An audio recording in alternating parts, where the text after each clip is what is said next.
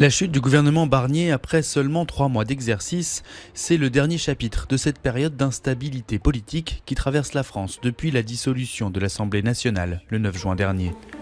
J'ai décidé de vous redonner le choix de notre avenir parlementaire par le vote. Je dissous donc ce soir l'Assemblée nationale. La motion de censure votée mercredi à une très large majorité à l'Assemblée nationale résulte d'un désaccord sur le vote du budget de l'État pour 2025. En engageant sa responsabilité sur ce vote, Michel Barnier espérait faire passer son projet, malgré les insatisfactions de la gauche et de l'extrême droite. Résultat, le pays va devoir se trouver un nouveau gouvernement. Pour les Français, c'est désormais l'incertitude et la colère qui dominent. Donc un Barnier ou un autre, de toute manière, ils sont un peu tous pareils, voilà. Pour moi, c'est pas rassurant. Disons que c'est un peu inquiétant pour le pays d'avoir un gouvernement qui n'est plus un gouvernement en fait finalement. Jeudi soir, le président français Emmanuel Macron a tenu à s'exprimer dans une allocution officielle, remerciant son chef de gouvernement.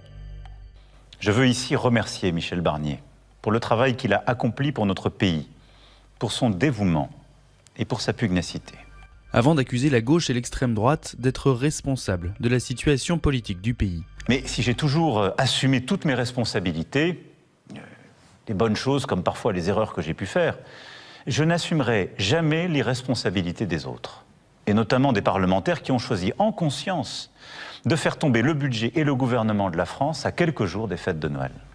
Faute d'un vote sur le budget, Emmanuel Macron reproche aux oppositions de vouloir créer le désordre dans le pays. Alors, l'État français se dirige-t-il vers un scénario de shutdown à l'américaine? Pas pour ce spécialiste de la vie politique française. Alors pour l'instant, le vote du budget n'est pas retardé parce qu'il continue au Parlement, donc on va juste changer d'interlocuteur gouvernemental. Si jamais il devait y avoir une situation de blocage, plusieurs dispositifs sont prévus. Au pire, à partir de la fin décembre, donc de la fin de l'année, on peut avoir un budget voté par ordonnance.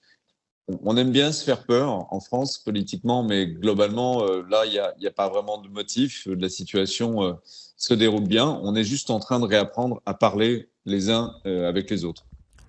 Le président Emmanuel Macron, qui a écarté de démissionner avant la fin de son mandat, va devoir nommer rapidement un nouveau chef de gouvernement pour tenter de sortir de cette situation d'instabilité politique.